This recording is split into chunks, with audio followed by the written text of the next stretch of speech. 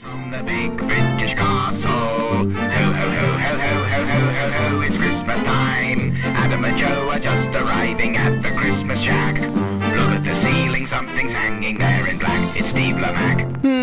That was Fleet Foxes with White Winter Hymnal. Hey, do you know, before we get started properly, I was in a restaurant the other day, and we were sitting in the window, and who appeared looking through the window, staring at our food? Juno. The lead singer of the Fleet Foxes. Really? Yeah. How can you be sure it wasn't just a random... Because my friend said, look, there's the lead singer of the Fleet Foxes. Was he asking for 10p for a cup of coffee? He looked like a sort of shambling Christmas tramp. Yeah. Because they could line up there in 10 years' time. They'll all be lined up harmonically saying, "Could you lend me 10p? Could you lend me 10p for a cup of coffee and some tea?" Hey, I'm Adam. Hey, I'm Joe. Welcome to our very special Christmas special. Oh, yeah. Two specials in the same sentence. I've ruined this program already. Don't worry, man. Hey, it's been ages, and Joe and I have literally just turned up about 5 minutes ago here at the Big British Castle, and we deliberately have ignored each other, haven't really spoken to each other. We've saved all our chit-chat for now. Yes. I mean, the last time I saw you, man, was at Glastonbury. You, man. Gary, is that really true? Yeah. Wow, how time flies. It's a long time ago. Long time ago. But listen, we've just arrived in the Christmas shack. I've changed. You have changed. I have changed. I mean, I can see different. You've changed. You're sexy. There's different things about me. Yeah? Yeah. Am I going to find out later on in the programme? Yeah. I've changed too. I'm unpredictable now. I haven't changed at all. I'm exactly the same. But listen, I'm freezing, so let's warm up the shack, shall we? Have you got the matches? Yeah, I've got the matches. Bung him over here. There they are. Thanks very much. That's a twiglet, not a match, you freak of nature. I get confused.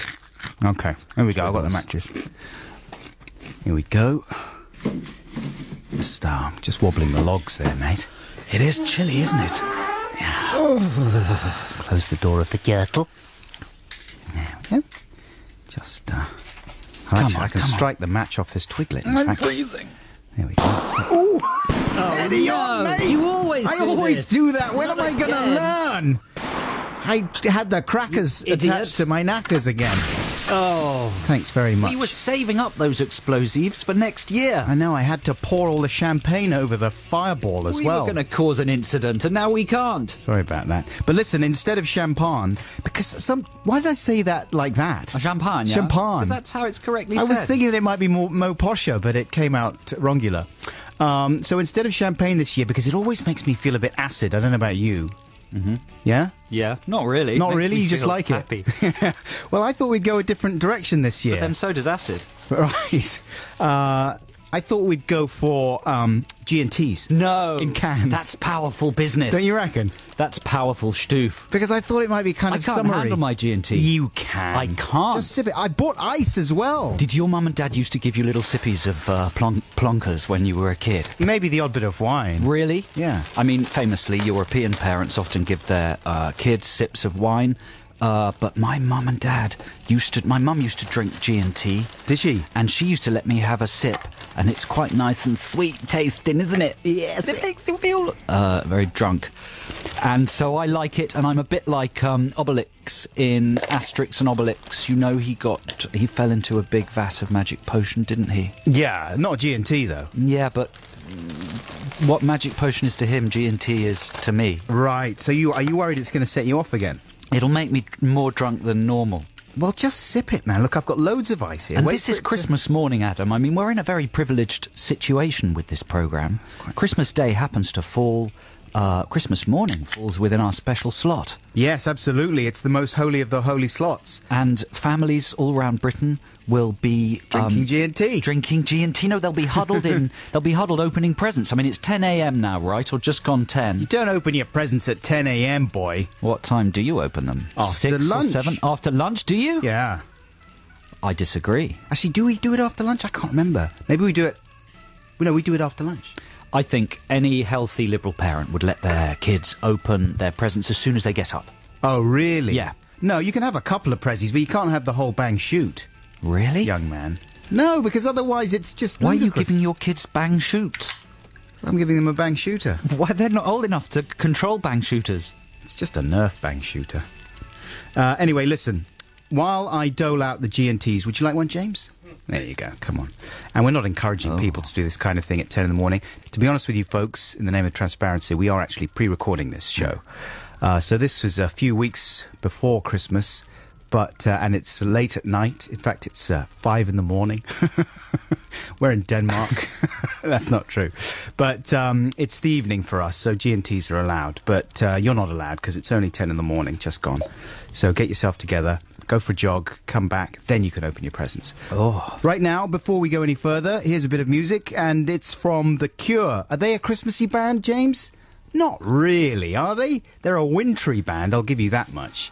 But I don't know about Christmas cheer. Anyway, this is a sort of a cheery Cure song. This is Close to Me from 1985's Head on the Door. That was The Cure with Close to Me. This is Adam and Joe on BBC Six Music. A very Merry Christmas, listeners. We're in our little shack, which is stuck on the side of the big British castle. We've got our fire going, and we're having a lovely Christmas morning, aren't we, Adam? James, our producer, has festooned the studio here at the big British castle with a lot of tinsel. More tinsel than I've seen since the unfashionable 70s when tinsel was de rigueur.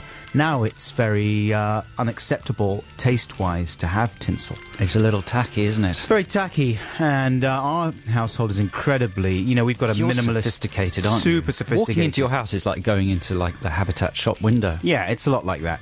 Are you silver and black this year? Totally silver and black. Yeah, sure. You painted your kids silver. Mm-hmm. But listen, listeners, we should sort out one or two things. First of all, we're just pretending that we're recording this on Christmas morning, because this is a pre-record. I'm not going to mention that again, because it's fine to lie at Christmas. It's a time of fantasy and escape and adventure. Yeah. But we're only mentioning it in the context of the forthcoming Black Squadron command. Now listen, Black Squadron, we know you've been stood down for a long time. Yes. You'll probably be quite rusty and creaky. You may have forgotten what Black Squadron is. You might have grown out of Black Squadron. Hey! Come on, Adam. Hey. You know, they're a year older, year more mature. I think there'll be senior members of Black Squadron now, and they'll be even more committed to the cause. We're about to issue you a command. We'd like you to respond to it in the form of photos that you can email us. Don't text, because we're not here to receive your texts. You've just got to email them, and the email address is Adam and bbc.joe.com @/HTTP balloons. wrong. It's adamandjoe.sixmusic@bbc.co.uk. So email the photos that you take in response to the following Black Squadron command to that email address, and we will post the very best on the blog. Now, later in the programme, we're going to be giving each other some presents, as is our traditional wont around this time of year. As is our traditional what? Won't. Yeah, want. Well, you fixed it now, but you did it wrong twice. No, it's fine. The pronunciation was old. That was the Old English pronunciation. Pronunciation was fine. Anyway, yeah, we're going to be giving each other presents, right? We are. 3 each. But here's the Black Squadron command, okay? Shall we do that, then get into a record? Yeah, okay. Yeah? Yeah. Happy with that? Yeah, I'm going to play a free play. So I'm going to bang in this free play straight after the command. And I've been listening to some great music this year. And here's one of the tracks that I very much enjoyed from the last few months. This is Darwin Dees. Have you ever seen Darwin Dees, Joe? No, mate. He's an extraordinary looking fella. He's an American indie popper who looks like a cross between Emily, I'm a Lady Howard from Little Britain, and the kind of Hasidic Jew. He's got ringlets, but then a little headband, and so he's an extraordinary looking fellow. Wow. But he's groovy, and this is a track from his last album, and it's called Constellations. You'll be hearing it after the Black Squadron command. Go, Joe! Okay, here's the Black Squadron command. Now, we're not going to define this, we're just going to say the words. You can interpret it as you wish, right?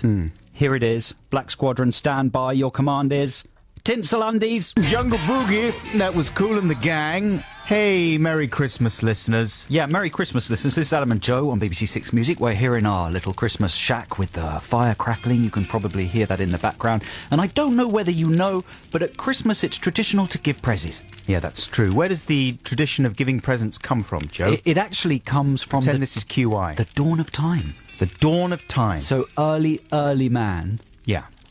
when cavemen lived in caves, they celebrated Christmas. And they would come in with special rocks and twigs. They would stuff gifts inside dead animals, like the carcasses of the creatures they'd slaughtered. Yeah. And the present, I mean, the shopping wasn't particularly good back then, so the range of presents was limited. Well, the MP3 players then were very primitive. They were very primitive. You could get only about 5 songs on. Yeah, Call of Duty. I think it was the very first Call of Duty. Was released back then, so and it was the video game, the quality of the video games. I mean, they were very blocky. Like the people in them, the movements were not naturalistic. The graphics. That was the word I was looking for. We're talking about a very primitive graphics time. Were very primitive. Graphics were very primitive, man. And there was no sellotape. Imagine. Oh, that's me looking at the graphics, thinking, primitive. Black Ops. It's bad. That's not how someone moves. Anyway, so me and Adam are gonna... That's not a womble. That's not a womble. Did he want a womble? What? No, I said that's not how someone moves. Looking at the guy in the video, okay. Language was, of course, very primitive, which is why they used the word primitive to describe... And also they had... their diet was very bad, so they were constantly clearing their throats. They were. And the Royal Mail was terribly slow back then. That's not a nice noise to make on Christmas morning, is it?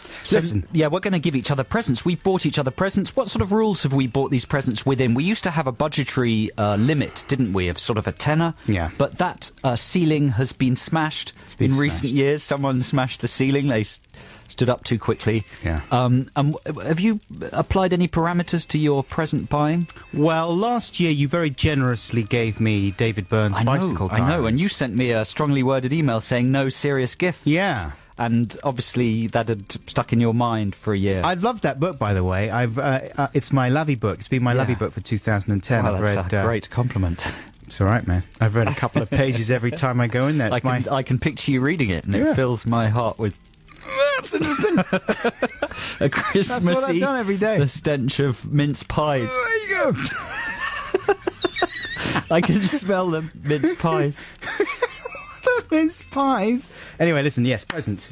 Okay, so this is a kind of a... Hey, how many presents have you got me? Well, I've got you 3. How many have you got me? I've got you 4. Oh, well, now you've broken the rules instantly. Only because I saw something that I just had to get you. Well, do you want to start I bought the first 3 and then I saw something that is just you through and through. I'll leave that one till last. It's bound to be offensive. Do you want to start then?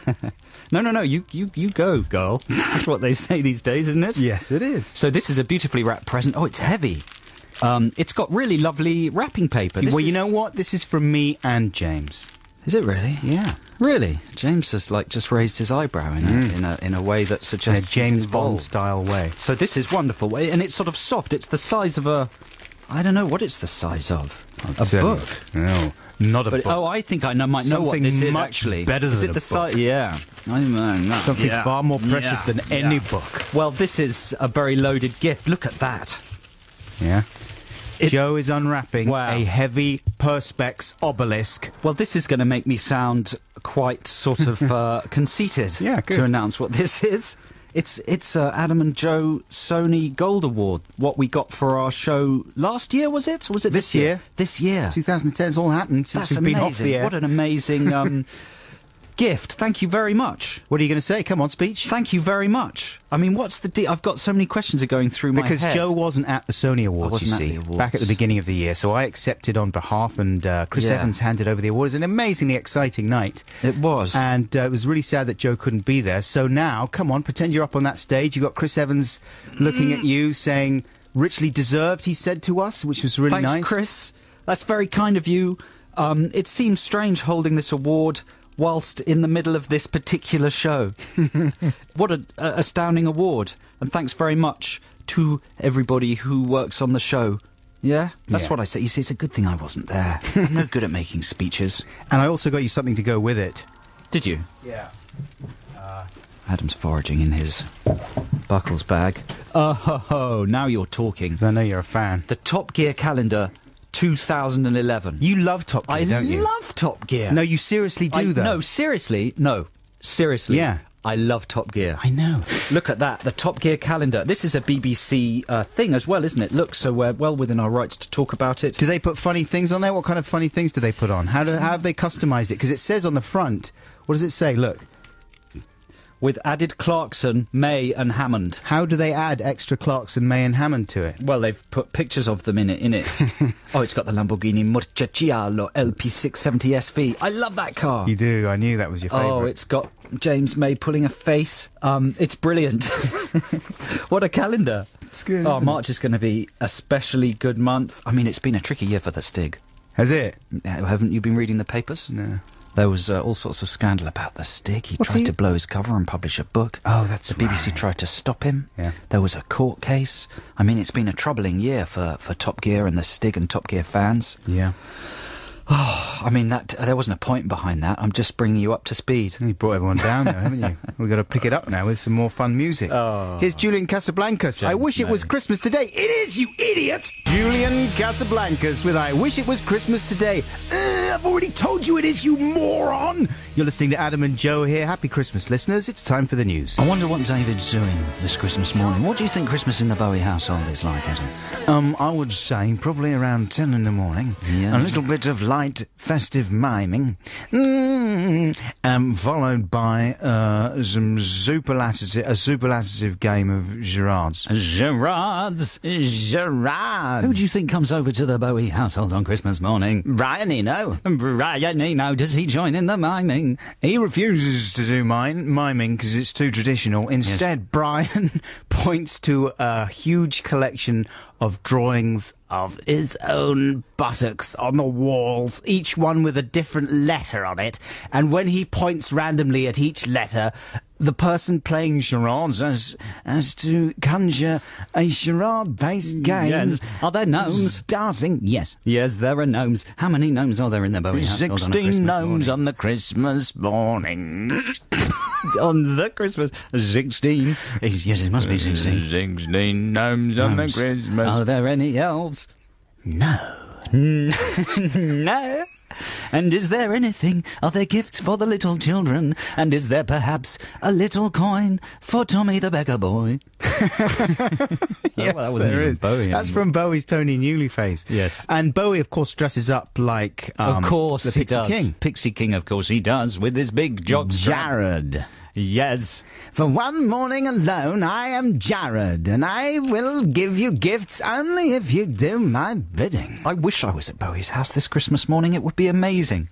Duncan, you will not have your gift until you have solved this riddle for me.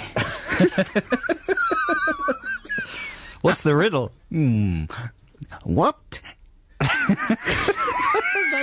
I got That's a good in riddle. my packet.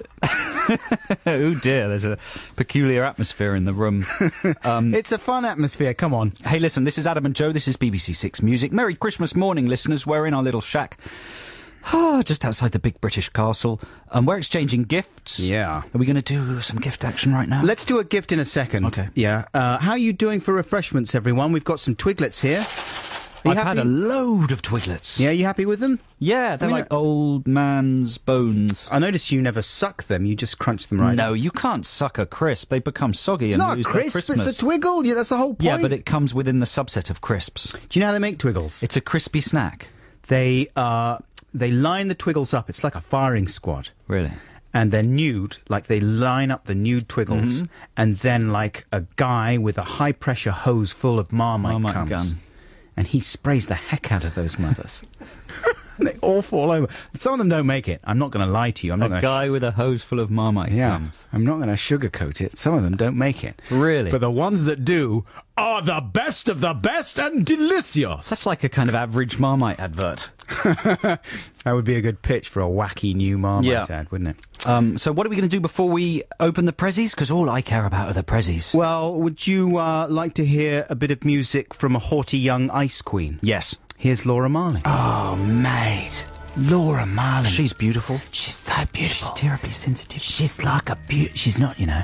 Isn't she? No, she's an ice queen. Is she? She's got no feelings, Is she mate. cold? She's so cold. That's not very She's nice. hewn from marble, but she's very talented.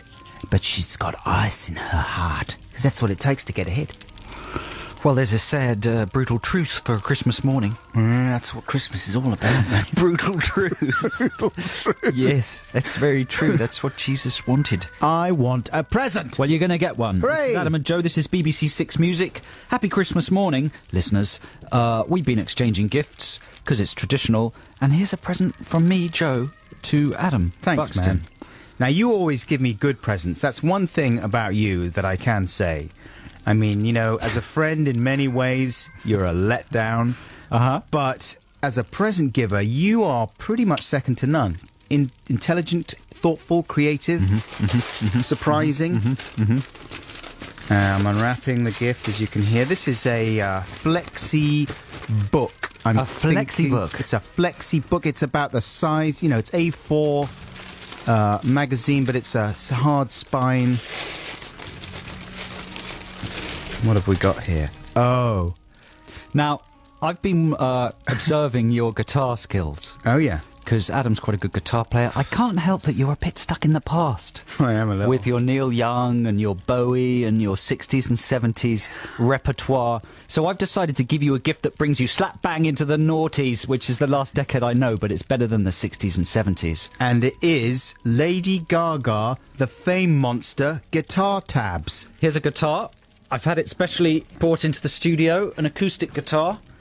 And I'd like you to choose a Lady Gaga song. All right. And during the records, for the next hour and a half or so, I'd like you to practice it. All right. And then at the end of the show, I'd like you to play us out with a Lady Gaga song. Does it matter that I don't really Well, you've got the music there. Hearing a Lady You've got the Gaga music song? there. Yeah. You don't need to have heard it. Do you? You just read the music. You've got the music, the lyrics, you've got everything you need to perform a Lady Gaga song. Alejandro. Have you actually got this album? No. No, of course you don't. You're not insane.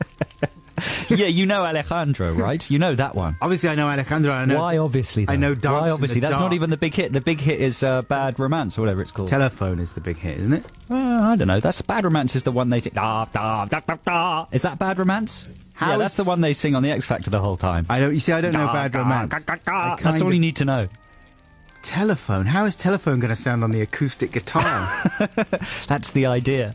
I don't know A sharp, You've got your work cut out for you. Are you nervous? F minor. I mean, there's millions listening. I know D, G, and A.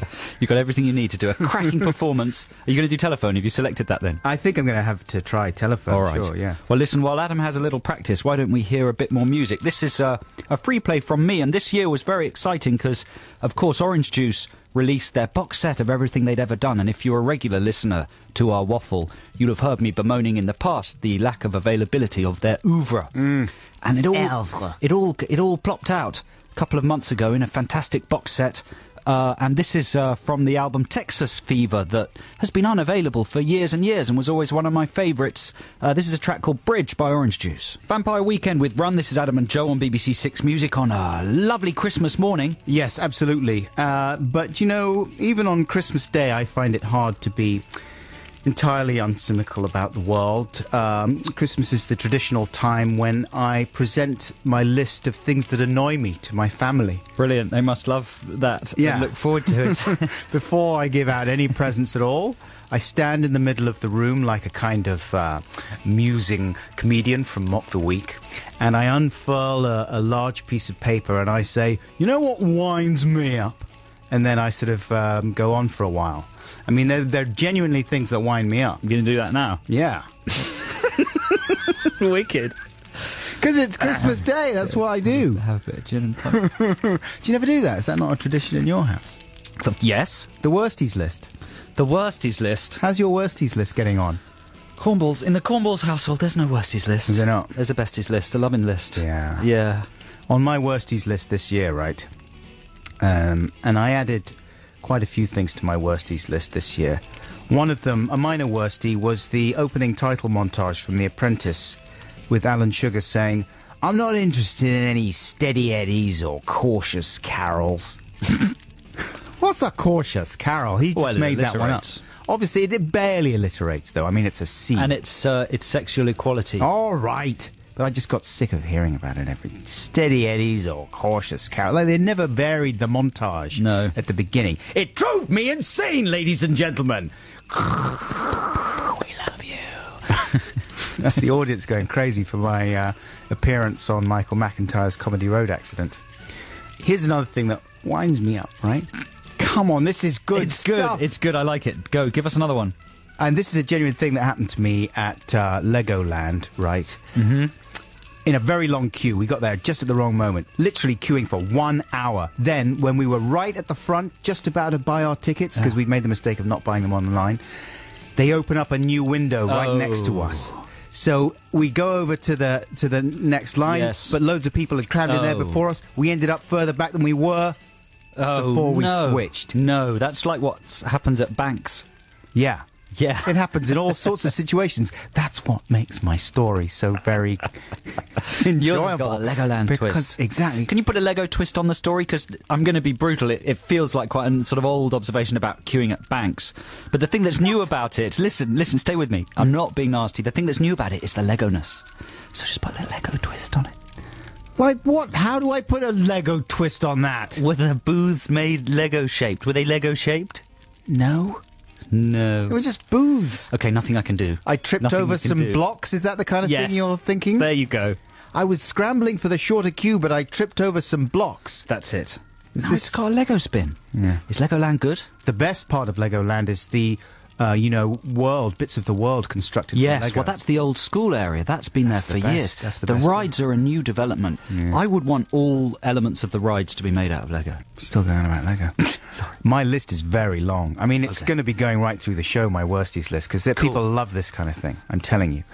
Here's a chap that I bumped into that you and I know, Joe. Lovely Steve Mason from the Beta Band. Bumped into him at Latitude. He was looking hale and hearty, played a great set, and it was genuinely lovely to see him and congratulate him on his excellent album this year. And here's a track from it, Lost and Found. Track from one of the big albums of this year, Arcade Fire's Suburbs album, and that was We Used to Wait. This is Adam and Joe here on BBC Six Music, wishing you a very happy Christmas. Delighted to be back on Six Music, Joe. Yeah, now earlier in the show, we issued a Black Squadron command. It was Tinsel Pants. Tinsel Undies. Tinsel Undies. Should have been Tinsel Pants. Well, because... It's got more punch to it. Yeah, but... Too late now. For the ladies, then That's true. They need some tinsel and to Americans cover... might have got confused. Right. So Tinsel Undies it was. Tinsel trousers. No, I mean, we're pre-recording this show, we would mention. Don't, let that settle in your brain. You can forget about it. Imagine it's live. Christmas is a time for lies. But we will, I'm sure, have been inundated with pictures of people wearing nothing but tinsel undies. That's what we're hoping, isn't it? Is that tinsel? That's what we'll be saying. Not very colourful. It's spiky, but not very colourful. Brown tinsel. Anyway, time for another present, though. We're exchanging gifts. Brown tinsel. You didn't have to say it again. That's where you we're exchanging gifts because it's Christmas, and I've just given Adam the guitar tab book for Lady Jaja's. What's the album called? Poo pants. Bad poo pants, whatever it's called. He's going to be learning how to play the track Telephone on the acoustic guitar and singing it. We'll be hearing that towards the end of this show. There's so much to look forward to. I'm on my second tin of G&T. The Fame Monster. The Fame Monster. Of course it's called that. The Fame Monster. She loves the Fame Monster. She loves to be chased by it. Chase me, Fame Monster. That's what she's like. Anyway, there you go. There's your gift. Gift number 2. Gift number 2 from Adam to me. Look at this. It's wrapped in... Well, it looks like the Daily Mail. Yeah, that's because it is, boy. Did you buy the Daily Mail? No, I wrapped that round at my parents-in-law's house. Good. Unwrapping now. It's a book. I mean, it's definitely a book. Sure, it's a big, expensive book. It's a big, expensive book. Is it really? Yeah. Now this is quite good. This is the Keith Richards book, Life. I've been watching him, like I watched him on The Late Show a month or so ago. Being interviewed by Jim by Fix-It. Yeah, Herbert McWeeny. Dixon McDock-Green. He's a weighty interviewer, isn't he? I mean, he thinks he's still on Monitor. Doesn't he? He's the last remaining fragment of 60s BBC. What's his name? He's a lovely guy, Andrew Graham apparently. Dixon. Lauren speaks very highly of him. Yeah. But He used to be the arts correspondent on the Culture Show and is now sort of spreading his... yeah, you can't help sort of talents. thinking he was cryogenically frozen in 1969. He does have Now that he's kind of been haircut. defrosted. And Keith Richards came across in that interview as quite a fascinating chap. Yeah, he was very articulate. This seems like quite a serious gift. Nah. I mean, I guess it's got bouncy anecdotal qualities, right? It's not a serious gift. It's a ridiculous Have gift. you read it? Yeah. And have you picked out some bittles? I've listened to the audiobook, which I recommend you do if you're interested. Because, A, it's more easy than reading. Who done it? Read it? Who done it? Read it? Is it Keith himself? Well, done reading here's it? the thing. It's a selection of people reading it. No. Because Keith would absolutely not be able to... It's a big book. I mean... Because they can't take it, can they? They get a few pages in and they just can't take Sure. it. They can't believe Especially it. not Keith. I mean, some of the stories in there are going to curl your toes. But it is... I mean, the audiobook itself is about 17 hours. I mean, it's ludicrous. So here is a clip of one of the narrators. Let's see if you can guess who it is. Nothing like a good 10-15 minutes of pubescent female shrieking to cover up all your mistakes. Or 3,000 teenage chicks throwing themselves at you. Or being carried out on stretchers. All the bouffants awry. Skirts up to their waists, sweating, red, eyes rolling. That's the spirit, girl. Sorry, That's the way we like 'em. that was the wrong clip. That's about me. 3,000 teenage girls. Yeah, but who was reading that then? Huey from the Fun-Loving Criminals. Yes. No, it wasn't. It was Johnny Depp, who was like Huey from the Fun Living They're Criminals. sort of the same. So the audiobook starts off with Depp in command, and he does a fairly, as you could hear there, fairly sort of sober read, fairly flat. But, you know... They're close chums, aren't they? I mean, they're They in are. the Pirates of the Caribbean Of course, films. you know, notoriously Johnny Yeah. Depp modelled his and performance then, yeah. on him, and then Keith turned up to play his dad in one of the films, didn't he? But then, about halfway through, seemingly at random, the narration duties are taken over by one Joe Hurley. Have you ever heard of Joe Hurley? No. Well, I think he is apparently, from looking online, a New York singer-songwriter. He's in a kind of a Celtic rock band called The Gents. That's a good name for a band, isn't it? Name your band after a lavvy. And I don't know if this is really the way Joe Hurley speaks, or if he's doing an accent, if he's trying to approximate Keith's accent, or what, but this is how he comes out. Fleet Street and Andrew Oldham provide our new popular image. Long-haired, obnoxious, and dirty. Mick and I write a song we can give the Stones. I write Satisfaction in my sleep, and we have our first #1. Well, you know why that is. Because his real speaking voice is like this. And they've had to slow him down. Had to slow it right down. Down to that. That's weird. It sounds like he's been recorded on an analog, you know, reel-to-reel tape recorder that's got a bit of a problem. I mean, I think he must be doing some kind of accent. Here's another very brief clip of Joe Hurley in action. It was soon after that I picked up a Smith & Wesson 38 Special. It was the Wild West. Still is.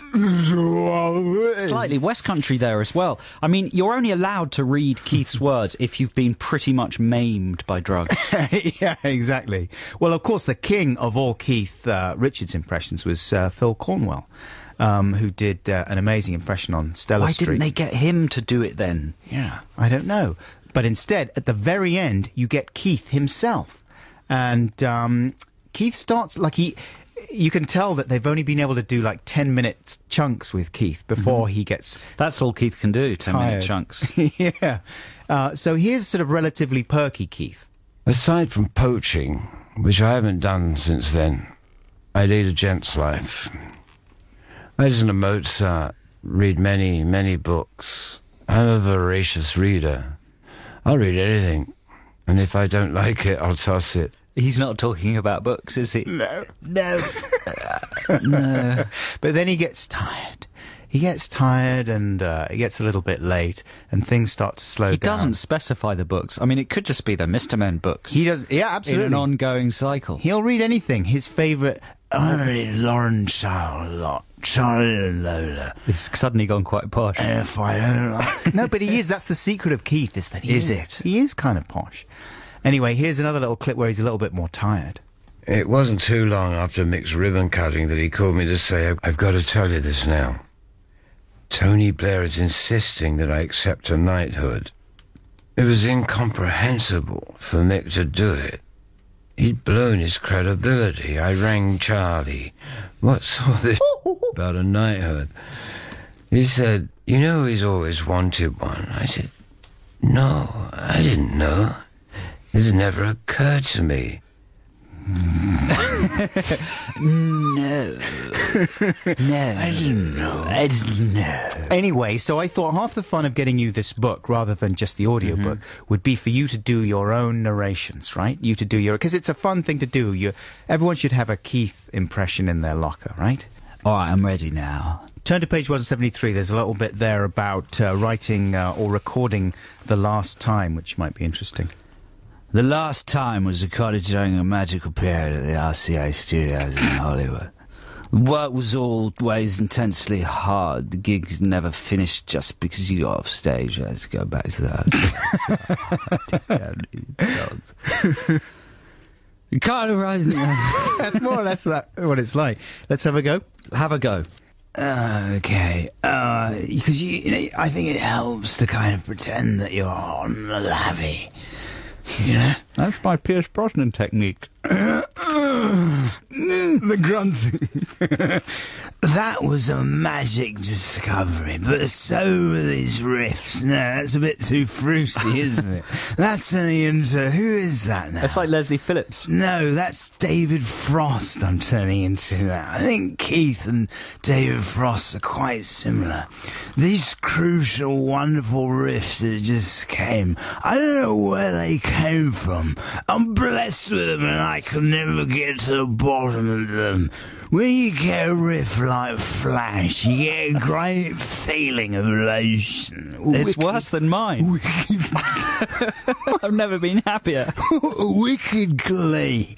Of course, then comes the other thing of persuading people that it's great as you actually know it is. You have to go through the poo-poo.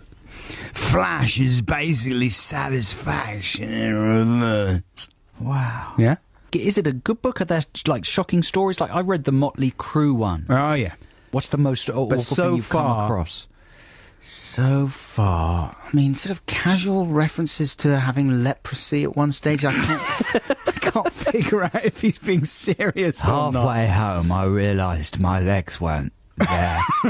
They'd fallen off in the studio, and I'd gone halfway across Manhattan in the cab without realising.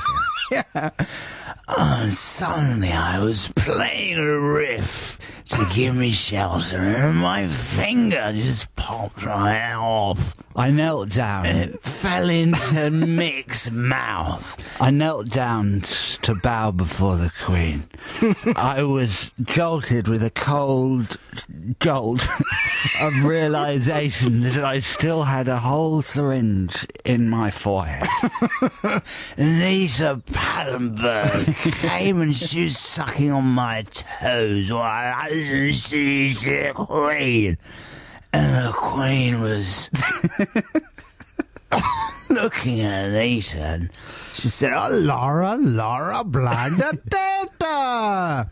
All right, let's play some Rolling Stones, shall we? Anyway, I hope you like your book, man. Thank you very much. It's a good read. I do like your book. Good luck with it. Thanks. Ray Charles there with Shake a Tail Feather. Hey, happy Christmas, listeners. It's Adam Buxton here with...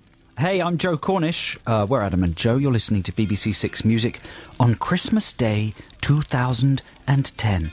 Now, Christmas is, of course, the season of the tramp. I'm thinking of... It's the season of the witch. The Jolly Tramp. Ah, Santa. From the North Pole. And I'm like the anti-Santa in some ways because, you know, I've got a little black beard and I'm like a little gnome. And you come into people's houses and take their presents away. You stamp on them, don't you? I steal their presents, yeah. But in other ways, I'm like a tramp too. And this has been, I was thinking about it the other day, this has been one of my trampier years in some ways. Had a couple of incidents that really made me think, boy, I'm pretty much just a tramp. Mm-hmm. One was when I was doing a gig the other day in Norwich, a Bug show, and that's a show where I show music videos and chat in between. And while one of the music videos was playing, I was up on stage tapping away on my legs like that with my hands, right? But I had a cut on one of my fingers, and it started to bleed onto my trousers, which were light-coloured. So when the lights came back up, I looked down and I realised that my trousers were covered in blood. And so I was then presented with the problem of what I was going to say to the audience about this, because at some stage I'd have to stand up, and they would be thinking, why has he got blood all over his trousers? How much blood was there? Quite a bit, like more than you would expect, because I was really tapping away. The blood really pumps out your little finger there when you're tapping.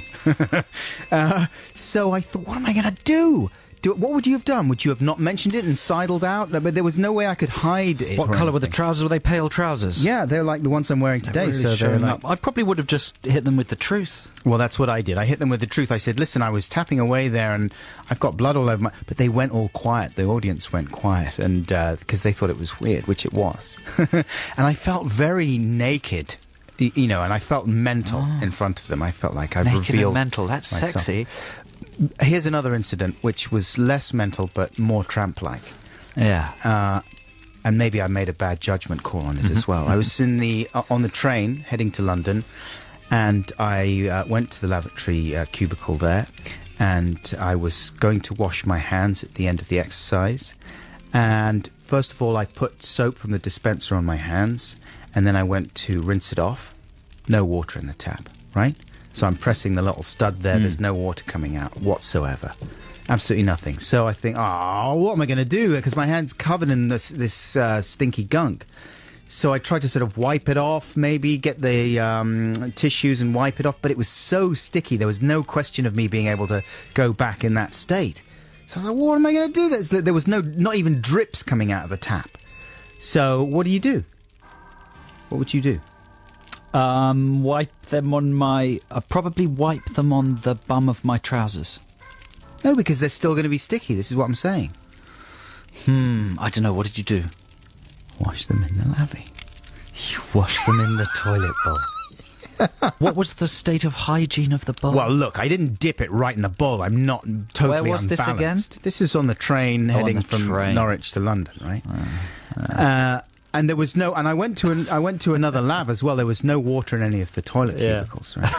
So I didn't dip them right in there, because I'm not crazy. What's the alternative to dipping? I flushed the lab. Lovely. And so I just ran my hands like under a sort of beautiful Tahitian waterfall. Exactly. I mean, that stuff's pretty good. You can drink it. You should have just dived on in there. Well, like Renton in Trainspotting. But as I was doing it, obviously I had some qualms. I had a number of qualms. Yeah. But I was thinking, as long as you didn't have any plots. I was thinking, is this the lowest I've sunk? Is this? Am I? Do I get a tramp card now? Do I get invited to any tramp parties? But what do you do? I mean, is that someone else? I tell you what you do is you go to the buffet and you purchase a bottle of still water. Right. And then you go back to the Lulu. Yeah. You pour the bottle of still water over I was too cheap for that. Straight to the lavvy. You get $1.50 for a bottle of water. Straight to the lavvy, boy. That's how I do it. Good for you. Here's Gold Heart Assembly. This is King of Rome. That was King of Rome by Gold Heart Assembly. This is Adam and Joe on BBC Six Music on Christmas morning. That's Santa. Hello. Hello, Santa. How are you? Go away. Oh, dear. Come back. Okay. Here's the news. That was the Gorillaz with Donkomatic. That's a new Gorillaz song. Like, that's not even on the last album. They're very prolific. They're churning them out there. What a year it's been. They were the saviours of Glastonbury. Were they? Were they, though? Not What's really. the final analysis? Not really. People weren't very keen on them, were they? No. Would I like a present? Yes, I would. Is that too greedy? No, it's good. Like, what? How greedy are you around about Christmas time? Great question, Ad. Not very. You're not? No, not very. Do you never stuff yourself? Oh, with food? Yeah, that's greed. Not really, no. I've got a tiny tum-tum. Have you? A little tum-tum. You never overeat? Can't get a lot You're in. not a big overindulger. No, I don't. No. I don't think I've ever seen you overindulged. Except in private. Emotionally, yeah. Yes. Here's a prezi for you. It might be small, but boys are powerful. Oh, thanks. Like a stinky stone. Look at this. What have we got here? Oh, yes, it is. It's wallet-sized. Just to bring listeners up to speed, it's Christmas, and as a result, we're exchanging presents. Yeah, this is our traditional gift exchanging thing, and it is a small book, the kind of thing you find next to the counter in all disreputable shops, and it is called Body Language: How to Understand the Unspoken Language of the Body. So I'm like giving you a key. Thanks, I'm man. like giving you the gift of interpreting body language. Right, this is the kind of thing that Darren Brown is Yes, very good at yes. doing and has made a career out When of. people communicate or enter a space with another person, they are giving away all sorts of things about themselves without knowing it. Aha. By the physical position they're in, by the gestures they make, by the expressions they put on their face. Look at this, the 5 spatial zones. Yes. Students of human behavior have identified 5 concentric spatial zones affecting behavior: the close, intimate, personal, social. The close, intimate. Right. So read them properly. The close, intimate, personal, social, and public zones. Yes. And do they have exact measured distances? Yeah, they appear to. It doesn't actually give you, like, numerical values. But, yeah, you can see that the public zone is really very wide, but the close, intimate zone and the intimate zone are very close together. I'm someone that doesn't like people really to penetrate anything but the public zone. Now, what sort of distance is that? A couple of metres, would you say? Yeah. Yeah, so whatever. members of the general public can't come closer than a couple of metres. I don't really like it. How about you? You're not someone that invades people's intimate zones, are you? Yes. Are you? Yes, when they're asleep. Do you like that? Yes. Are you tactile? I can't really. You're not very tactile. It depends who's tactiling me. Here's another one. I've taken the book from Adam now because he's not ready for it. This chapter is called Conversational Gazing. Exactly where people look when they talk to each other gives clues to the kind of relationship they have, as the examples below show. During a normal friendly conversation, each person's eyes generally focus on the part of the other individual's face between the mouth and eyes. So normal conversation, my eyes would go between... I'm doing the it now nose, for in Adam. other words, isn't it? Yeah, well, no, the eyes and the mouth. Yeah. Yeah, that'll be the nose. Yeah.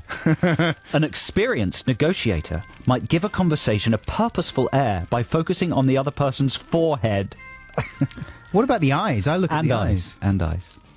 Not around the eyes. In an intimate conversation between potential sexual partners who are at close quarters, Waffles. the gaze may range from eye level down to chest level. Ooh. So he's popping a glance at the old tots. That's all right, though. Everyone does that. Is that secret? Especially if they're out on display. What about... I'm not very good at hiding my discomfort sometimes in body language situations. Mm-hmm. And I am easily like, when I lie or if I'm being insincere, I always do things like look away. You know what I mean? Dude. Like I can't hold a person's gaze. This I is just the sort of chapter drop that's it. key, though, the chapter on courtship. Shouldn't have told you that. And it basically, you'll find this useful, it breaks down courting signals. Mm-hmm. So these are the things to look out for in a lady Yeah. who might find you attractive. Courting Is that one of signals. them? The woman might fiddle with a cylindrical object, such as a pencil, a cigarette, or a wine glass stem. That means she wishes to caress the man. Yeah. Yeah. Okay, here's another one. The woman might stand or sit with her legs apart. What? The meaning or the intention signalled sexual excitement. Does it really? Oh, I can't read this on Christmas. Well, what kind It's of... too fruity It doesn't for take a Christmas. genius to interpret that one, though, does Hey. it? The woman might Hey, don't forget subtly this is pop a off present. her top. The meaning of this subtle signal is that she is It's ready too for dirty you to for Christmas, admire that chapter. her presence. Anyway, good gift. You like it? That's great, man. You got me a little filthy book. I mean, it's not filthy, but it's full of useful With information. Obvious I information. thought this was going to be a laughter firecracker. It's turned into a damp squib. It's too involved. There's too much to read and process. It's a disaster! It's brilliant, man. I love it. I've even marked pages with know. humorous things on it with little green post-its. Come on, they're great. Read one house. Look at this. It's all about the difference between real smiles and false smiles. We've discussed this even in the past. Yeah, exactly. Are you a good fake smiler? No. No, you I are just quite a did good one. fake smiler. What's the difference between a fake smile and a real smile? Well, a real smile is of a certain strength.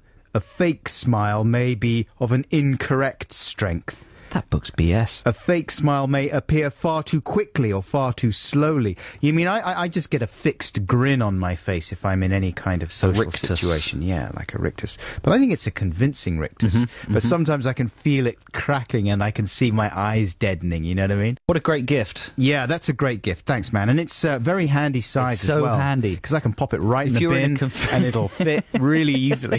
If you're in a confusing social situation, you can pick it out of your pocket and refer to it. Exactly. Hang on just 1 second. That woman's sitting with her legs wide apart, stroking a pencil and staring at me. With her What does top it off. mean? With her top off. Hold on a second, love. Give me a minute. These are the kind of signs that a band like MGMT might well be able Nice. to interpret. Here they are with Flash Delirium. God, you're good. Thanks. That was Phoenix with Listomania. This is Adam and Joe on BBC Six Do you want a Music. cracker, mate? Oh, yes, mate. Happy Christmas, everybody. We're here in the big Combo British Paul. castle in our little shack, and we've got some mini crackles. 1, 2, 3. Oh, we did a double. Oh, that's perfect. I got Perfect. We one. each got a Joe got prezi. one. I have to say, did you buy these crackers, Adam? Yeah, I did, yeah. They look low price. No, they're but luxury look at crackers. that. Golf tees. You got golf tees, perfect, because you love your I golf. love golf. You love your golf. And look Do you know what what I I'll got. do? I'll probably just stick them in the lawn for the sheer pleasure. It's like putting thumbtacks in a wall. Yeah. I got a little mini opener, and that's good, because I love booze. You love drinking. Some tramp. On go the party hats. It's noonish, isn't it now? So a lot of people will be heading lunchwards. What's your joke, mate? See if you can guess the punchline. Okay. What happened to the hyena who swallowed an OXO cube? Now, you should be able to figure that out. She got... What happened to the hyena? Yeah. What do hyenas do? Laugh. That swallowed an OXO cube. What's OXO cube? I What was does it make? I was thinking what do you make with an OXO cube? gravy. Yeah, another word for gravy. Soup. No. What is it? Sauce. Stock. She became a laughing stock. Yes. But I thought it was going to be... He made a laughing stock of himself. Oh. I thought the punchline was going to be he felt a little bovril.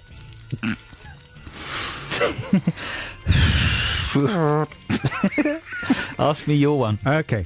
How does good King Wenceslas like his pizza? Come on. You don't know that one. On the feast of Stephen. I got Stephened in the street yesterday. Yeah. It's a surprise to still be being Stephen. So how does... Deep and Crispin even. Of course! Of course! Yeah. Hey, listen. Yeah. You got loads of presents for me still, right? I do. I've still got two. Yeah. Do you want the big one or the small one? And size is no indication of merit. Don't go drawing conclusions from the sheer scale of the gift. I would like... Well, the last one I had was small, so let's have a big one. Let's have a big one. There's a big one. A big one. Now, you're going to like this. Oh, if it's anything like as successful as the body language book, then we're in big trouble. It's about the size of a box of tissues, ladies and gentlemen, and about the same weight. And I would say that there's a plastic case on there. Is it an action figure of... I bet that's my guess. Have I guessed right? Maybe. An action... It is an action figure. And it's John Lennon, the New York years. Wow. Because I love playing... I love playing John and Yoko with all my toys. Tell us about And tell us about it. Describe it. this will be fun. Yeah, so it is, you know, a plastic... And it's a tall figurine, isn't it? That's got to be about 20, 25 centimetres. Yeah, it's big. As I said, you know, the size of a box of man-sized tissues. So it's pretty big. And if you imagine an action figure that fills that kind of capacity plastic box... And Lennon in the New York years, what kind of a man was he in that period of his life? He was rocking the blue denim look, blue jeans. He had that white T-shirt with New York written His arms on are it. folded, aren't they? He's defiant. Absolutely, very much. He split from the Beatles, had a lot of hassle with immigration, but he'd finally settled in New York. living his own life. Yeah, and spending his time in the Dakota building, where, of course, he was to tragically end his life some years later. And as well as the figure, it comes with an accessory, doesn't it? Oh, it's a wall. That's the accessory, is it? It's a piece of authentic piece New of York wall. But is this one of these action figures that it looks very much as if you're... Got anything sharp, James? You can't actually... Joe's stabbing the box trying right to get now. inside. It looks like one of those kind of action figures that you can't really move. Like, it's more of a model. I wouldn't say it's Does it call itself an action figure, even? I don't know. It's probably a figurine. It's a collectible. Yeah, because It's valuable. Yes, it's a model, really, rather than an action figure. It's the kind of thing that you would... What would you do? You would stand it on your mantelpiece next to all your next to your Beatles albums, maybe, and you could use it as a CD bookend kind of thing. Adam's now assembling it. He's attaching the section of New York wall to a small stand. Okay, and it's got two little bobbles where you stick his Lennon's feet in. It's very moving, isn't it? Well, not literally. It actually literally doesn't move. And when you stand him up... Oh, look, he's standing sort of rakishly. He's got a lot of tood. He's got a load of tood. I mean, he really... Although one of his hands looks a little spare there. Thanks, man. I mean, I don't know what to tell you because, you know I'm a big Beatles fan. I love John Lennon.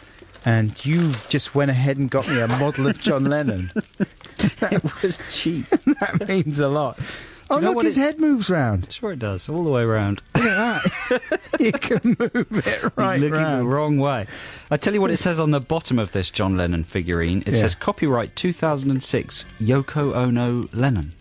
Really? Yeah. So, she owns every image she of John. owns likenesses. Yeah. Would you be happy if you died and your wife was left in total control of your image? Yeah, I wouldn't mind. I mean, she'd probably do a better job than I would. Fair enough. Yeah, I mean, Yoko does okay, doesn't she? I mean, she does do it. There's not too much goofy stuff of John around apart from this one item, which is ludicrous. But no, thanks, man. That's a nice little thing. Disappointing? Admit it if you're a bit disappointed. Not in the least. I mean, it would be good for this show to reflect a certain amount of disappointment on Christmas, because let's face it, for kids, sometimes prezzies can be disappointing. And it's an important rite of passage to learn to deal with that kind of thing. Yeah, look, I'll be honest with you. This is something that I will never throw away. I mean that.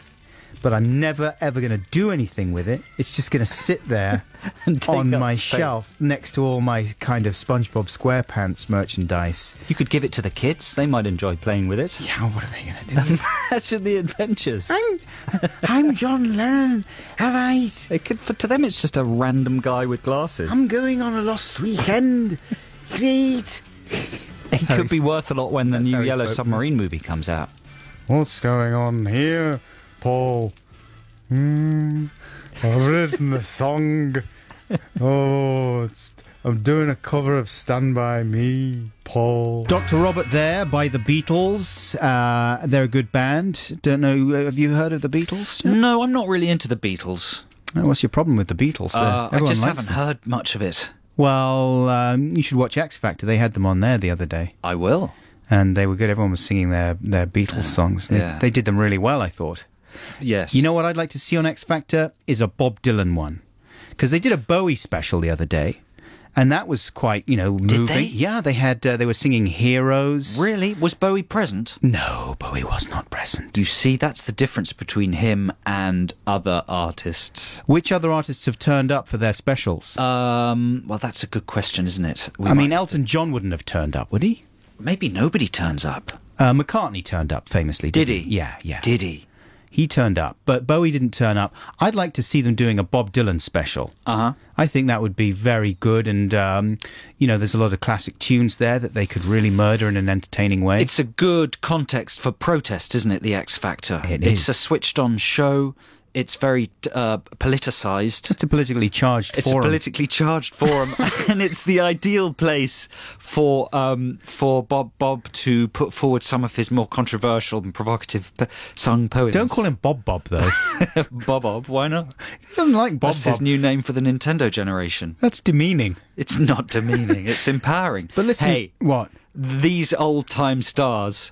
they're desperate for a bit of the X Factor glitter. Yeah. They'll do anything. I like it when you say hey at the beginning of your sentences. Do you it do means that? I don't know what to say. Hey. Do you do that in your life? Yes. Hey. It engages the audience, and then you've got them, and then you just have to quickly think of. But it means that what you're going to to say a thought, though, doesn't it? You don't say it before, like, hey, could you pass me that cereal? No, sometimes I might do that. See? Hey, yeah, it's just a fun, upbeat word. Hey, Crusader. Yeah. Have you any nuts? I've got mixed nuts and raisins. Salted cashews. So anyway, back to Bobo Dylan, right? Yeah. Bob, if you remember, released a Christmas album last year, right? We had lots of fun with it on this show. Oh, here's a little snatch, if you don't mind me saying, just to remind you. Adman, it's Christmas. Sorry. Later on. So there you go. That's old Bob with his special old Bob voice, doing a bit of Christmassy sing-songery there. So here's a track that was not included on the album. This is exciting, Joe, because it's an exclusive. It's an exclusive. Wow. That I'm going to play you now.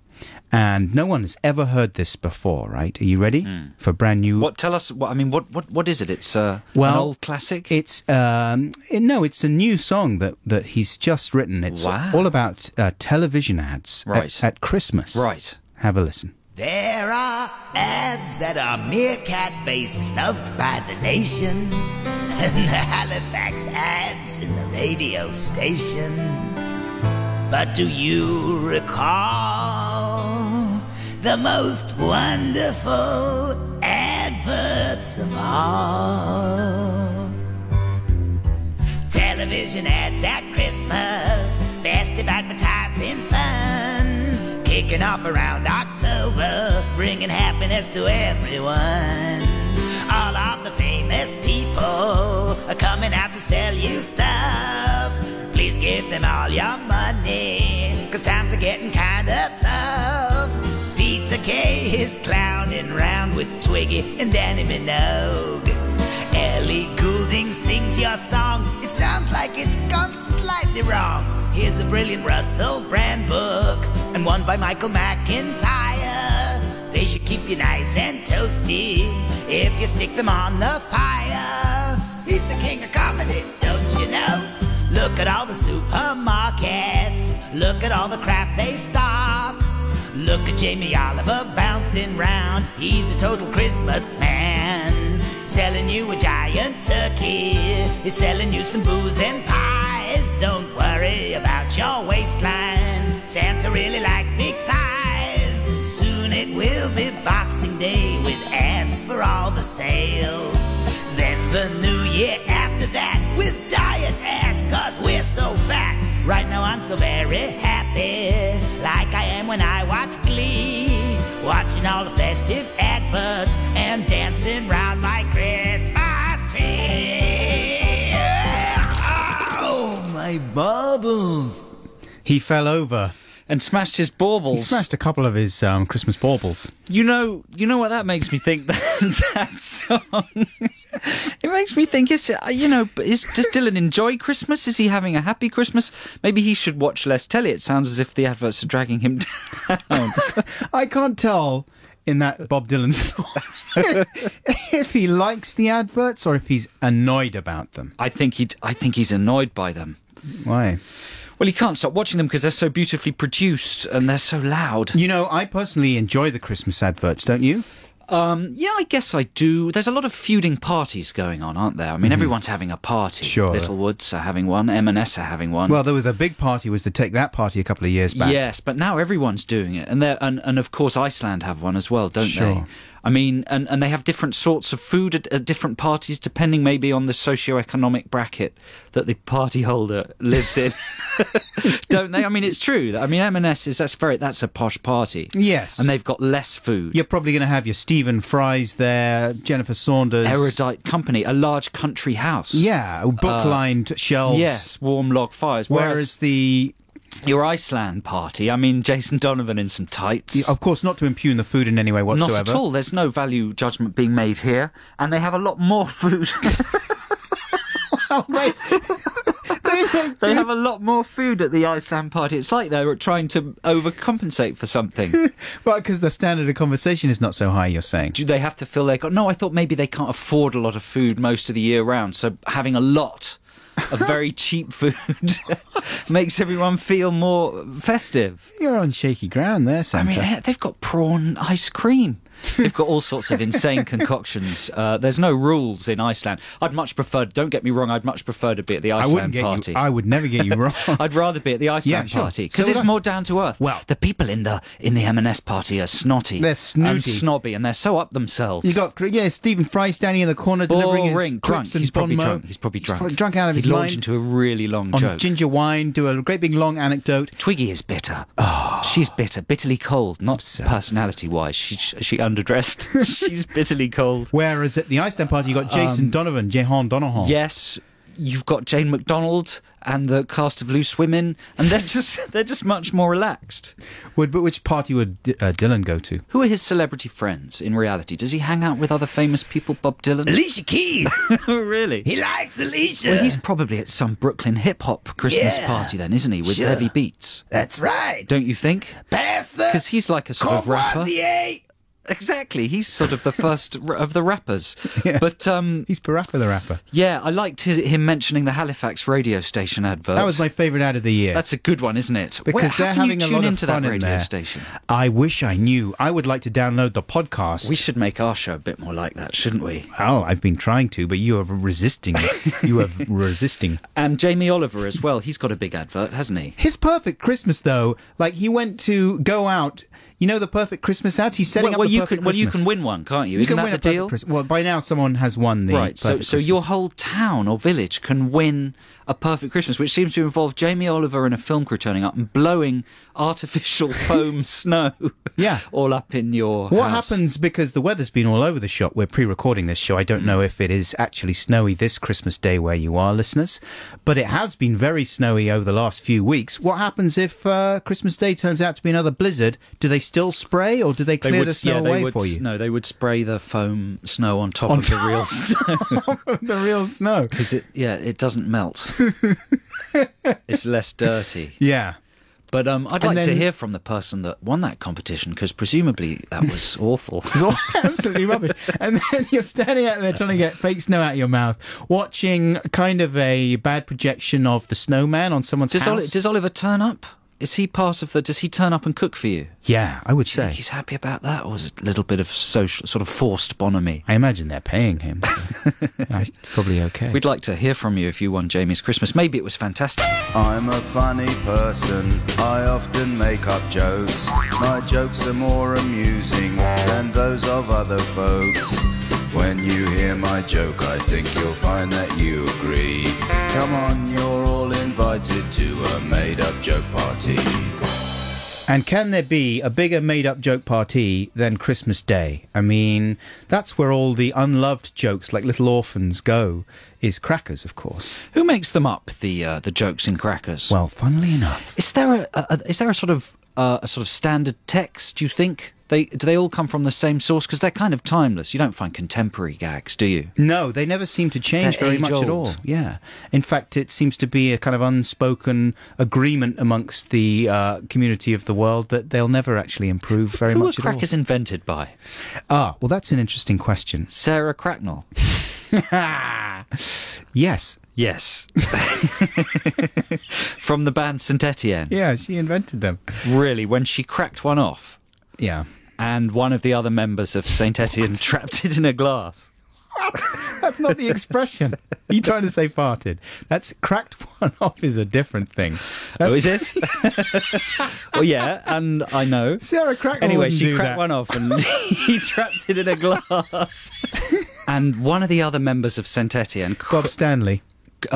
caught it in an old toilet roll that he had nearby, Right. trapped it. Here we go. And he wrapped it in coloured paper Yeah. Oh. as a stinky surprise, right? Happens. And that is how crackers were invented. That would be dangerous, though, if you really did it that way, because the little cracker strip inside could ignite that gas. That's and true.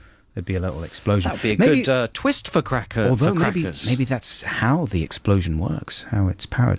Anyway, listen, we're getting off the subject. We've got a few made-up jokes from listeners to this programme that have been tweeted and texted in.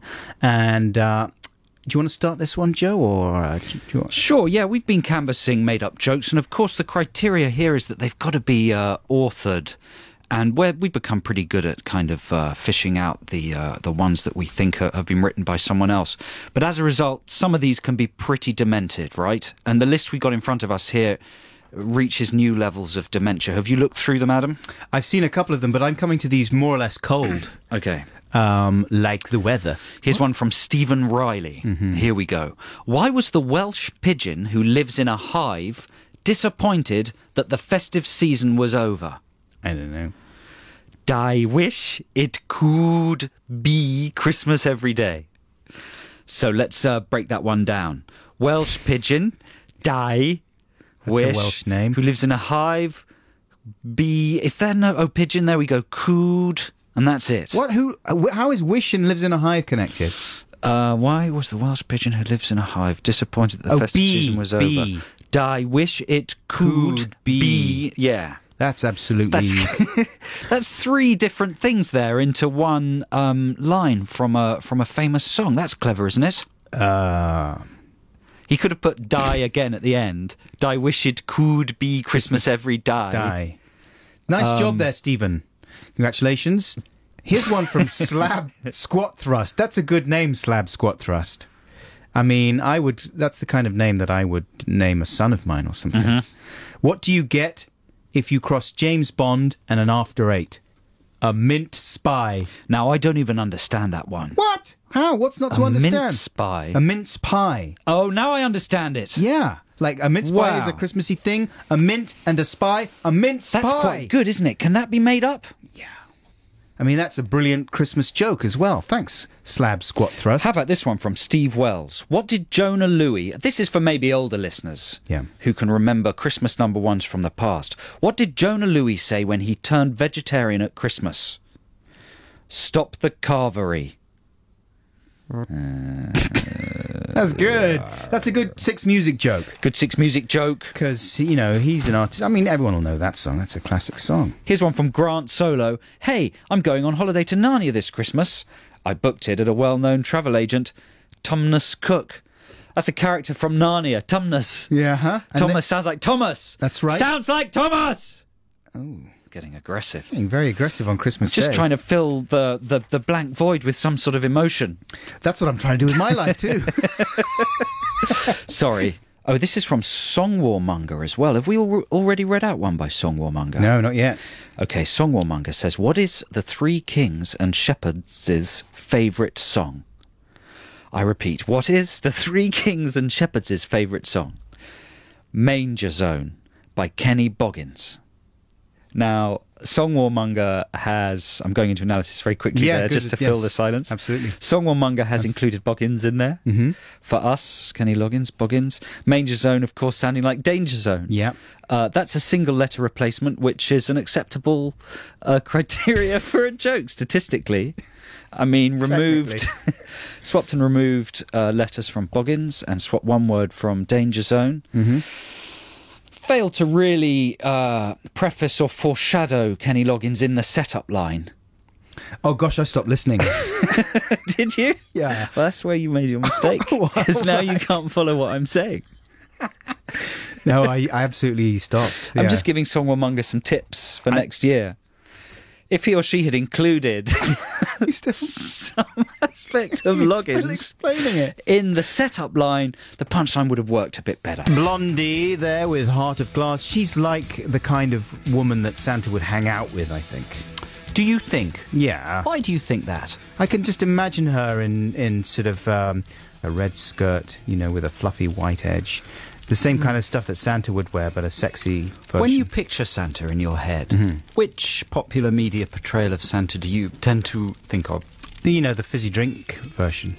Okay, not the Dudley Moore version. No. Not the Santa Claus the movie version? Well, what does he look like in that? Just a big jolly fat old fellow with rosy ruddy cheeks. So the same as the Coca-Cola one, really, but I like to picture him in that very toy factory. Oh, yeah, yeah. And he has a Santa-mobile, doesn't he? In that he has some sort of flying car. Yes, he does. He's got a good one, a good high-powered one. Well, I guess one of my favourite Santas, you get to see Santa in Elf, the movie, right? Yes. I mean, that's pretty much my favourite portrayal of Santa, and also the working environment of the elves. Yes. I really love that film, and that was our family film last year, in fact. Have you got one lined up for this year? I haven't, not yet. And before that, like, we had the Bourne film for the adult films. Okay. And sometimes we had Master and Commander was a good one. Yes. Shawshank Redemption is a good one. The Shawshank Redemption, that's a popular one, yeah. Yeah, that's like the #1 favourite film. We used to watch that round at Christmas before Yes, it was announced. it's very moving. It's a good one. He's dug a hole in the wall and covered it up with a poster.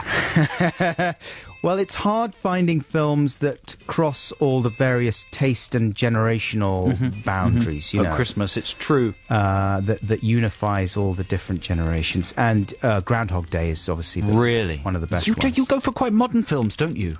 Well, what would you say? What's a good one? I mean, I'm not going to go for It's a Wonderful Life. Bang bang, jiggy bang bang, we love you. You see Near, that? far in a motor car, jiggy bang bang, loves us too. My dad wouldn't stand for it. Why not? He'd just- Grotesque. He would just bore on I about. love jiggy As soon as bang. Benny Hill came out, Why don't they make films like that anymore? Well, because they're all Big, sumptuous children's musicals like that. things. All we get is That's true, flipping isn't it? Harry Potter. I know, it's all dark. You have It's to all go dark. and you have to have seen the previous 7. What about an amazing standalone, lavish children's Could you have it though? musical? Things are too cynical. They would try and We'd stuff write them it. We full could of. do it. We could write the songs. They'd stuff them full of adult jokes and stuff. No, we wouldn't.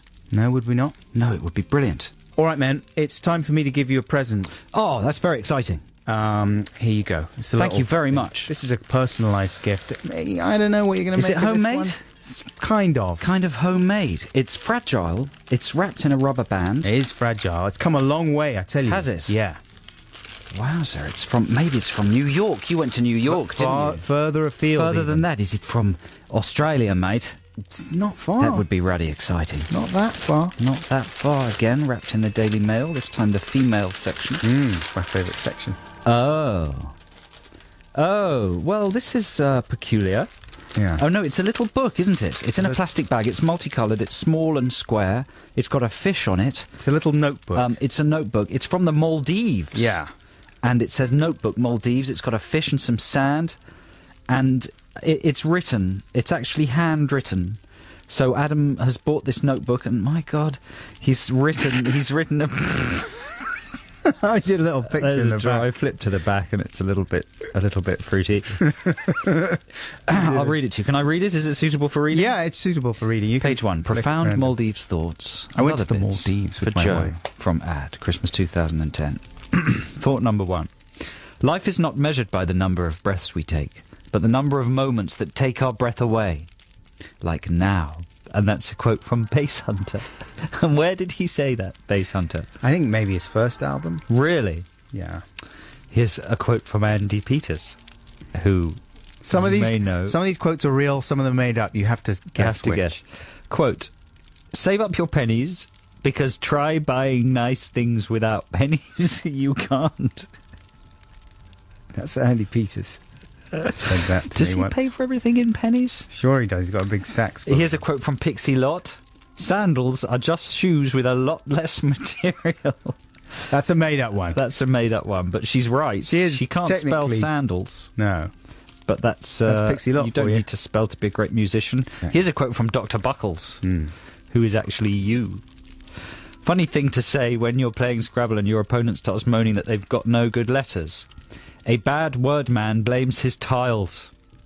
A bad wordman blames his tile. A bad 'Cause- workman Yeah. blames his tools. Right. A bad wordman blames his tiles. Because you like playing Scrabble, right? I love playing Scrabble. Here's So another that'll be one. a good one Peter for you. Andre, you've got to be so careful, mate. Just no, this is a good one. Peter Andre, quote: "You've got to be so careful, mate. Just watch yourself. Watch out for that, there, mate." Andre, I can't stop reading them. That's a good quote. Maybe we'll isn't do it? some more in the next link. This is Yeah. amazing. And Angelina Jolie's coming up. This is very, very impressive. Well, you know, you always give me such good personalised... Like, you gave me a lovely personalised gift at Glastonbury when we were there. Didn't I? That's And I- true, and now you're returning the favour. Yeah. Here's a made-up joke. Did you know that Ridley Scott has a lazy cousin who's never done anything with his life? No, what's his name? He's called Diddley Squat. Yes! That's good.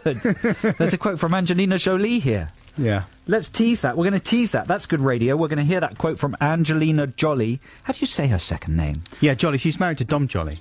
Good. They're the big We'll hear that Hollywood in a couple. second after this, whatever it is. This is Martha Reeves and the Vandellas, and Love is Like a Heatwave. Ooh. Martha Reeves and the Vandellas and Heatwave. This is Adam and Joe here on Christmas Day on BBC Six Music. It's time for the news. Hey, this is Adam and Joe here on BBC Six Music in our Christmas shack. We've got the fire going, nice little bit It's of music very going. cosy. We've stay- done a bit of drinking, haven't we? Yeah. Earlier this morning. A little tiny bit. And frankly, I'm feeling a bit maudlin. Are you? Are you getting a bit depressed? Well, I think I went too hard too fast on the old boozy poos. That's what happens on Christmas Day, though, sometimes. It does, doesn't it? And now I'm feeling... I wouldn't say maudlin is the right word. Reflective. I tell you what you should do, though, if you're feeling like that. Stick around for another half hour. After our show, you got Richard Hawley here on Six Music from 1 p.m. He's going to pick you right the heck up. Is he? And maybe even indulge some of your maudlinity as well. I look forward to that. Because he's got double skills on He's got a profound soul. Did you ever see that film Exit via the Gift Shop about Yeah, Banksy? I liked that. Well, he's responsible for that opening track, that amazing song about going out in the streets. And He's cool. he's great, isn't he? So listen, a while ago I teased an extraordinary quote by the film actress Angelina Jolie. Dom Jolly's husband. She starred in the film Salt. Yeah. Did you see the film Salt? You know, that was an option on the plane when we were flying to the Maldives recently, but I skipped it in favour of The Kids Are All Right. Did you see her in the film The Changeling? No. You know, generally I avoid her. What's the last film by Angelina Jolie that you saw? I'll tell you exactly what it was. It was... Tomb Raider. It was Tomb Raider, and we watched it when we were on our honeymoon in Las Vegas on September the 10th, 2001. Oh. Yeah. Just before the world changed. I'm afraid so. Forever. So it was the last thing we saw in the old world. So here's Jilly Jolly's quote. Quote, I can't change the direction of the wind, but I can change the direction of the wind. That's classic Jolly. That's classic Jilly Jolly. She's a deep thinker, what can I tell you? She's got big brains. She's got giant brains. Only this year did I come across a viral smash from last year. Billy Bob Thornton being interviewed on Q Radio in Canada. Have you ever seen that? No. It is staggering. Listeners, if you've never seen this clip, go and look it up on YouTube right now, right? It's unbelievable. He's there, Billy Bob Thornton, with his band, his execrable kind of beat combo, and they're called the Box Masters. They sound a little bit like the band in That Thing You Do, the Tom Hanks film, if you remember that. Anyway, he's on there, and the DJ is being very respectful and polite and making an extra effort not to ignore the other members of the band, because obviously most people would focus on Billy Bob Thornton being a famous award-winning actor and playwright. But anyway, that doesn't stop Billy Bob Thornton getting incredibly annoyed about the fact that the DJ in his opening introduction just simply mentions the fact that Billy Bob Thornton is a well-known actor and a talented man in other respects. So there then follows about 5 or 6 minutes of Billy Bob Thornton refusing to answer any of this DJ's questions in a normal way. He just gives these childish, sort of cryptic responses until finally the DJ says, "Are you all right? Have I upset you?" And he's like, "Yeah, you have upset me, actually. We agreed that you wouldn't mention the fact that I am an actor at all during this interview, and you just went ahead and mentioned it." It's just ridiculous, and it's the most tense atmosphere as well that you've ever seen in a... the DJ's a genius. He handles it so well. You've got to see the clip. I'd like to see the clip. Yeah. I'm going to go have a look at it now. Let's have some more present giving, because I've still got one more present. Shall we have that after this next track, which is The Beach Boys and Little Saint Nick? I love this on a Christmas day. That was the Beach Boys with Little Saint Nick. This is Joe Cornish. I'm joined by Adam Buxton here in the BBC Six Music studio. Yeah. It's Christmas Day 2010. What do you want to ask me about? I'd like to ask you about the future. Well, the future. What's coming up next year? What are the major events going to be? Oh, I could tell Unexpected events. Around about March... Yes. A brand new, exciting pop star will emerge. Ooh. The pop star will have 10-foot feet and a very, very long pair of ears.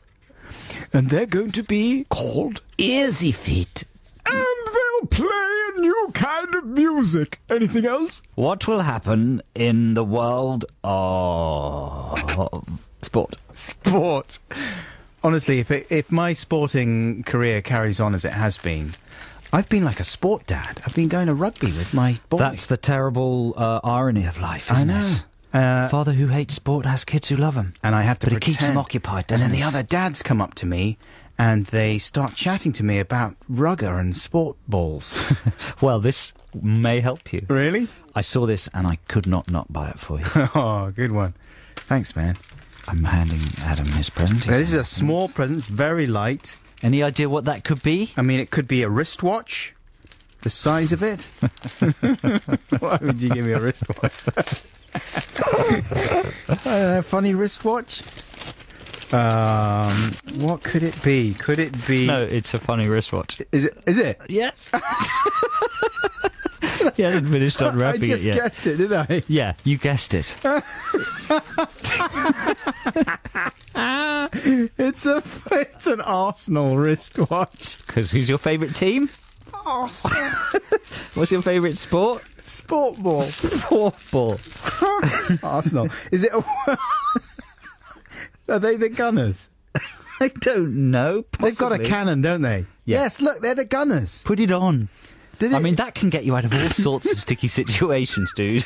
Yeah, and into some as well. It's clearly made of plastic, listeners, and it has a lurid red Velcro strap, which I am attaching right now. I would say that it's designed... Arsenal fans can't do, they need Velcro. Yeah, exactly. They can't do, like... What do you call those things? Prongs and dots? Yeah, prong dots. I'm having a bit of trouble attaching They the can't do Velcro conventional myself. fastening systems. It's not going well for You're buckles made to be either. an Arsenal fan. And it's clearly meant for an under 5, this watch, I would say. And at my next sport ball... I've done it. There we go. At my next sport ball match, I will... when I'm coaching my son, I will be wearing this watch. Do you want to hear me coaching my son? Yes. I made a recording of it the other day. Here you go. This is me coaching Frank. Hold it, prop the nutties, prop the nutties! You're not propping them, prop the nutties, you're not propping them! There you go. Nicely done. Beautifully propped. Okay. Down the bowl. Move it round the bowl. Ruck it up and down. Nice fondle. That's a bondle. No bondling. Go for a nice drive. Go for a lovely drive. Beautiful scenery. Dad, no. What? I'm being a coach, man. Dad, shut up. Okay. It's an old sketch there for you. Is it old? No, that's brand new. A recording of me coaching my son. Did you not play rugger at school? Not really. Those are real rugby terms. Yeah. I used to do rugby. Ruck over? I was the fly half. What's ruck over? What the hell is that? That's when you jump over the ruck. Is it? Probably. Did you used to do rugby? Yeah. You're too long for rugby, aren't you? I used to be the fly half, the wingman. I used to be the one on the outside, and they chucked the ball along, and I took it and ran. Wing Commander Cornish. And then fell over. Sometimes I was the hooker. Really? I mean, I say sometimes. Once. I didn't like it. No. I didn't like shoving my head between other boys' bums. Right, exactly. And then getting it, getting my neck hurt. Stuff your head into their muddy buttocks. It's not How is fun. that fun? I didn't like the showers afterwards. No, nothing about it was good. And sometimes, did you ever get in one of those communal bath things Yes. they had? Like a mini swimming pool? You get in there and the water would be black with bits of turf and other things floating around on top of it. You get in. Oh, you're doing this to your own son. He loves it, though. He's... Usually about 10 minutes in, he goes, "Can we go home now, Dad?" The cycle of violence perpetuated down the generations. No, keep rucking over. You will stay to the end of the match. That's how it goes. Anyway, listen, man, thank you so much for my sport watch. It's all right, that's all right. That's the best present, don't you think? That's the key present of the day in terms of my presents to you. That's the best one, wouldn't you say? Arsenal, Parsnil, 1-0. What would you say, if you're wearing that watch and we're at a match? Yeah. And I say, "Oi, Ed, what's the time, mate?" I say, "Ooh, 10 past ball." Correct. Here's Groove Armada. That was Groove Armada with Paper Romance. This is Adam and Joe here on BBC Six Music on Christmas morning, and we've been exchanging presents recently in the last couple of hours. What presents? And I gave Adam a very wonderful present, the gift of the songbook to Lady Gaga's album Fame Monster, with all the, simple to play bar chords in there. Yeah, it's been so amazing. That you could, such a lot to think about as well when you look Lyrically, through the lyrics and stuff. Yeah, is Fame? I assumed that Fame was a fun thing. It's a monster, and then when you factor in Gaga herself, her personality, the way she's dressed, her fashion shock, a lot to think about. Absolutely exciting for young people. It's very easy to be cynical about Lady Gaga. Don't know if you knew that. Is this? Yeah. But while we were playing that record and during the little breaks we've had in the show, you've been working on your rendition of a particular Lady Gaga song, haven't you? Yeah, well, quite sincerely, Telephone was one of the big songs of the year. Mm-hmm. That ludicrous video, and I actually downloaded the song and I listened to it with my ears. Mm-hmm. And was quite impressed. I thought it was quite good. Sort of heartening that a big, massive phenomenon like that actually has some worth to it, I thought. Yeah. Well, she'll be glad. She's been worried about what you were going to think. Exactly. She's been a bit depressed often because... when you make your announcements... Sure. People... listen, I know. It's Christmas Day. Right? Yeah. That's my gift to Lady Gaga. That's very good of you. That I thought one of her songs was all right. However... not so good for Dr. Buckles because it's not very easy to play on the guitar. Despite the handy chords that were included in the book you got me, I couldn't get them to sound anything like Telephone. So what I did was I quickly opened up GarageBand and did kind of an a cappella backing track, bit of beatboxing in there. But I'm going to start by playing the introduction on the guitar, an approximation thereof. And I'm going to try and sing along at the same time. Oh, this is not a good idea, is it? So I don't really understand. How much of this is going to be live? And you've put together a backing track? Yeah, after my initial guitar intro, the backing track noises you hear will be the previously stuff recorded. That I've but just you done. are going to sing now live for us. Yeah. I think you should just go for it. Okay, I'm going to have a go. Here we go.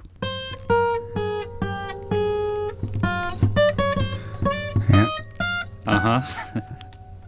Hello, Joey Jojo, were you trying to call me? Sorry, I was busy in the lavatory, you see. Whoa, what did you say? You're breaking up on me. Sorry, I cannot hear you. I'm kind of busy. Kinda busy. Yes. Kinda busy. Oh, yeah. Sorry, I cannot hear you. I'm kinda busy. Just a second, it's my favorite song they're going to play. And I cannot text you with a drink in my hand. Hey, you should have made plans with me. You knew that I was free. And now you won't stop calling me. I'm kinda busy. Stop calling. I don't wanna think anymore. I got my head and my heart on the dance floor. Stop calling. I don't wanna talk anymore. I left my hand and my heart on the dance floor. Stop telephoning me. I'm kinda busy. Stop telephoning me. Can I stop? More. I want more. What's going on with the backing track? I was quite pleased with this bit. That's quite good. How are you doing that? With my mouth. Thank God. This is all like real beatboxing This here. is good. Thanks a lot, man. No, stop it, James. It was good. It's torture. Well, that was terrific. Well done. I mean, in a way, in many ways you succeeded. It was really good for a start. Yeah. But in some other ways, it wasn't very guitar-y. It wasn't that guitar-y. Like the lyrics started off, I changed the first couple of lines so that they were sort of... This is Joe playing now. That's guitar-y. That's too good, you see. Yeah. And then I just went with the real lyrics. I couldn't even sing the real lyrics, and it was a disgrace. Really is what it was. It was like a slap in the face of Santa. In the disgrace face. So listen, we should have some real music before we say goodbye, because we're almost at the end of the show, which is very sad. But right now, here is Beck. This is Gamma Ray. That was Beck with his Gamma Ray. Adam and Joe here on BBC Six Music. Folks, we've pretty much come to the end of our Christmassy show today. Don't forget to stick with Six Music for Richard Hawley, who's coming up next. That should be fantastic. But thanks for joining us, listeners. We've had a lovely time this morning here in our little shack outside the castle. It's time to wee on the fire and clear up all the rubbish and just drink more, I think. Are you good at clearing up as you go in your house during Christmas? Because there's a lot we recycle, and I will spend a lot of time tearing the tape off the edges of the wrapping paper so it can be fully recycled. Good for you. And I may well be opening presents with wrapping paper that I remember from up to 10 or 11 years ago. And are you quite frugal when you're doing your wrapping? Am I frugal with paper? Yes, with paper. Paper? Yeah, I try and, I don't overwrap. I mean, it's a terrible waste, Adam. It's a terrible waste. Do you know about trees? I do know about trees. There's not many of them left. I love my wife, right? Mm-hmm. She's the best. Mm-hmm. And she's just great in many ways. Uh-huh. She overwraps. Does she?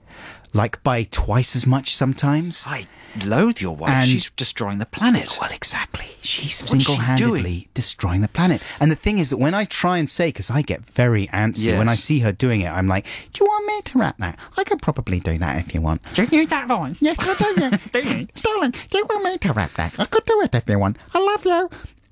She doesn't like it. She just goes, oh, just stop nagging, will you? Mm-hmm, mm-hmm. She doesn't like it. And I'm like, I'm not really nagging. I'm trying to save the human race. Is what I'm trying to do. Well, that's disgusting, and she should be stopped. She'll probably be stopped by some sort of legislation. And the other sooner thing rather is than that, later. I've gone out and I bought those bracelets, those tape bracelets. You know what I'm talking about?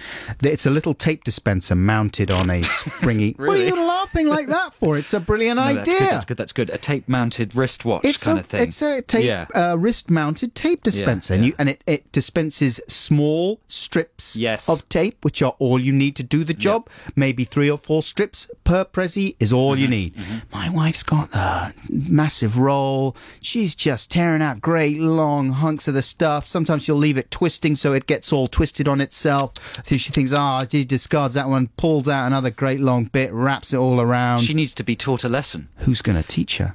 If she was in a chapter of some Roald Dahl, Tales of the Unexpected, Oh, yeah. there'd be some twist. would Well, happen. she'd end up getting wrapped up herself, wouldn't She'd she? get tangled up and wrapped up. So, yeah. And then she'd be ripped open by lots of little devil children, and they'd pull her limb from limb. Whoa. Hey, what?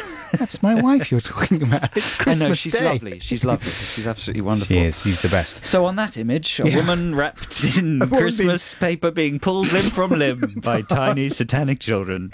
We bear thee farewell. We bid thee farewell. We feather bed thee. And thank you so much for listening. We're so sorry that we haven't been with you more this year, listeners. We really miss you guys, and we very much hope we'll be seeing more of you in 2011. We can't give you an exact date for when we'll return, but... And we should draw attention to a sort of... a farrago? A farrago, a sort of ill-considered aside that was dropped during our Christmas video on the Adam and Joe website. Yeah, we made a little video on the website, and people assumed that some of the you things... used the words for the last time. Yeah. Didn't you? Well, it was only accident. I didn't mean it was going to be the last thing we ever do. Yeah. So we will be back here on BBC Six Music. It's just a question of figuring out exactly when, right? Yeah, my schedule is very busy. Joe's not really doing anything at this time at the moment. He's twiddling his thumbs. But I've got a lot of exciting irons in the fire. And when I figure out where those irons are going to go, then hopefully we'll be back. Right. And just watch the, if you care or interested, just watch the Adam and Joe website here at Six Music, and we'll announce as soon as we come back. But we're very much looking forward to it in the new year, right? Yeah, have a great one, listeners. Enjoy the rest of your Christmas here on Six Music. Stick around for Richard Hawley, don't forget, and have a wonderful 2011. Thanks, listeners. Merry Christmas. Love you, bye! Bye.